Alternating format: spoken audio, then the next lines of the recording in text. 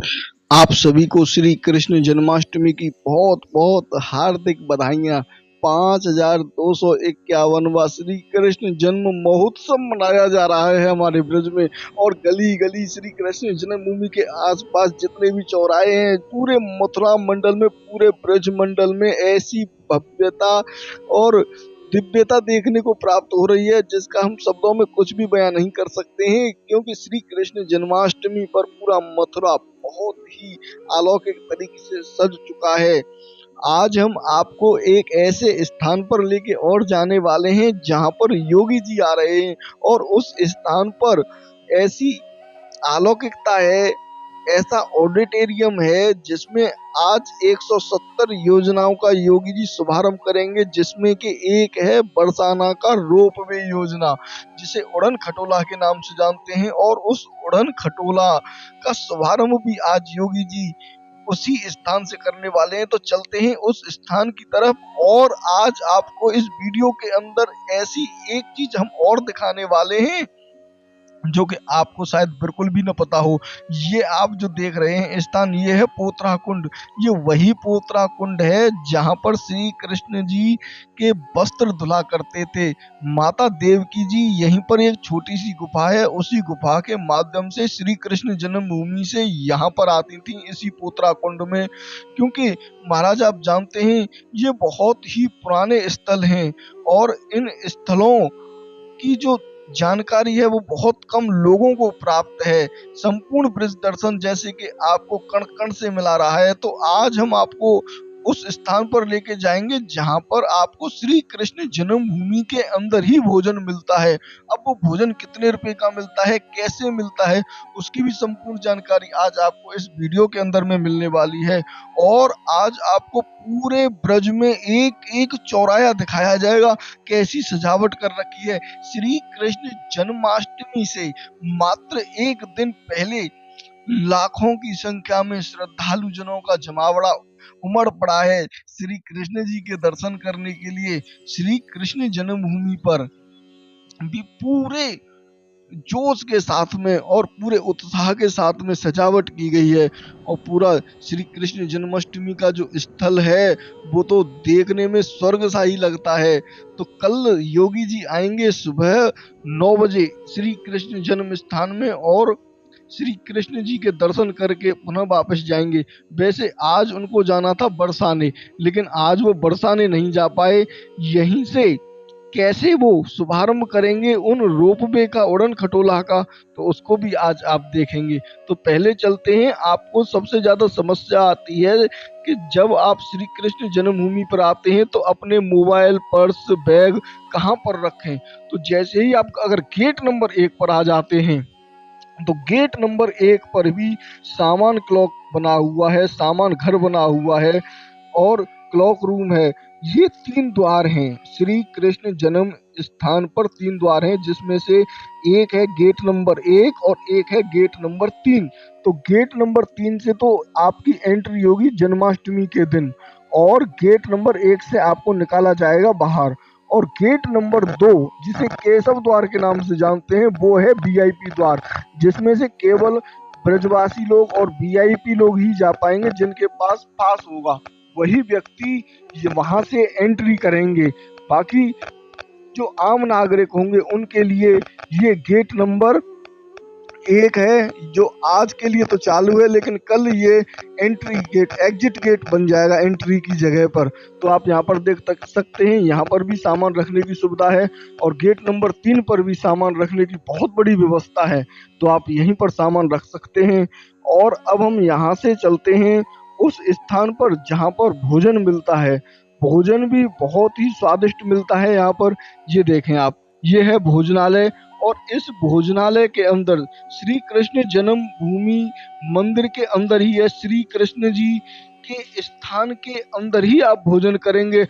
तो आप ये समझें कि कितना पवित्र आपको भोजन मिलने वाला है, जो कि आपको मात्र 100 रुपए में ही शाही पनीर, रसेदार सब्जी, अरहर की दाल, रोटी, चपाती और खीर मात्र 100 रुपए में ही मिलने वाली है। तो ये बड़ा ही अद्भुत स्थान है। अब हम आ चुके हैं भूतेश्वर पर। भूतेश्वर भूतों के नाथ भूतेश्वर नाथ हमारे ब्रज में विराजमान है, केदारनाथ के उपलिंग। और ये उन्हीं के नाम से बना हुआ है चौराया, जिसे त्राया के नाम से जानते हैं। ये भूतेश्वर त्राया है। यहाँ से 3 रास्ते चले जाते हैं। एक रास्ता तो चला जाता है गोवर्धन चौराहे के लिए, जहाँ से गोवर्धन के लिए चले जाते हैं, और एक रास्ता सीधा चला जाता है नए बस स्टैंड के लिए, जंक्शन के लिए। तो देख रहे हैं आप यहाँ पर कितना ही सुंदर यहाँ पर बोर्डिंग लगा दी गई है, बड़ी बड़ी होर्डिंग लगा दी गई हैं, चारों तरफ तीनों तरफ ये दिखाई दें। और महादेव के त्रिशूल, डमरू, चंद्रमा, नाग सब यहाँ पर विराजमान है। और यहाँ पर बहुत ही सुंदर सेल्फी पॉइंट भी बनाया हुआ है महाराज। ये देखें, राधा और श्री कृष्ण जी कितने सुंदर स्वरूप में यहाँ पर भक्तों को दर्शन दे रहे हैं। और यहीं पर एक स्पेशल सेल्फी पॉइंट भी है, जिसमें आप खड़े होकर भी फोटो करा सकते हैं, फोटो कर सकते हैं। बड़ा ही भव्य आनंद रस आज इस ब्रज की भूमि में बरस रहा है। तो चलते हैं उस सेल्फी पॉइंट को भी आपको दिखाते हैं। और यहाँ पर एलसीडी भी लगाई हुई हैं। इन एलसीडीओं के माध्यम से जो रात में श्री कृष्ण जी का अभिषेक होगा, उस अभिषेक को सभी भक्तजन बहुत ही सहज तरीके से देखकर आनंद ले सकते हैं। और क्योंकि भक्त तो बहुत कम ही पहुंच पाएंगे उस अभिषेक में, लेकिन बाहर देखकर वो अपने मन को आनंदित कर सकते हैं। अब हम पहुंच चुके हैं नए बस अड्डे पर, और नए बस अड्डे पर भी तैयारियां चल रही हैं बहुत ही भव्य तरीके से। यहाँ पर भी अनेकों तरीके की सेल्फी पॉइंट और ठाकुर जी के दर्शनों के लिए यहाँ पर लगाए हुए हैं, जो कि अद्भुतता प्रदान कर रहे हैं। और अगर आप इधर की तरफ देखेंगे तो इधर श्री कृष्ण जी की पेंटिंग चल रही है महाराज। अभी जितना भी समय बचा है, उस समय में जितना भी काम हो जाए उसमें लगे हुए हैं पूरी मेहनत के साथ में। और अब हम आ चुके हैं उस स्थान पर जहां पर श्री कृष्ण जी की मटकी रखी हुई है। ये वही मटकी है जिसमें माखन भरा हुआ होता है। और ये स्टेट बैंक चौराया, क्योंकि यहाँ पर स्टेट बैंक की मेन ब्रांच है, इसी मेन ब्रांच की वजह से इस स्थान का नाम स्टेट बैंक चौराया पड़ा। और यहाँ पर आप देखेंगे 3 बांसुरियां, और उन 3 बांसुरियों के बीच में ये बहुत ही भव्य तरीके की मटकी श्री कृष्ण जी यहीं पर आनंद लेते थे और आनंद अपने सखाओं को देते थे। अब हम पहुंच चुके हैं डैम्पियर नगर, और डैम्पियर नगर में भी यहाँ पर पंडित दीनदयाल उपाध्याय की यहाँ पर एक मूर्ति बनी हुई है। यहीं पर एक पार्क है, उस पार्क को भी बहुत ही सुंदर तरीके से सजाया गया है, क्योंकि ये भी एक चौराया है। और इस चौराहे के अंदर यहाँ पर दीनदयाल उपाध्याय की जो मूर्ति लगी हुई है, इसको भी भव्य तरीके से सजाया हुआ है। अब हम चलते हैं उस स्थान पर जिस स्थान पर योगी महाराज आ रहे हैं और अपनी योजनाओं का शिलान्यास करेंगे। तो देखते हैं उस स्थान की कैसी भव्यता है। उस स्थान के अंदर एक बहुत बड़ा गुब्बारा बताया जा रहा है, उस गुब्बारे को भी देखते हैं कैसा आखिर वो गुब्बारा है। तो ये देखें, यही वो गुब्बारा है।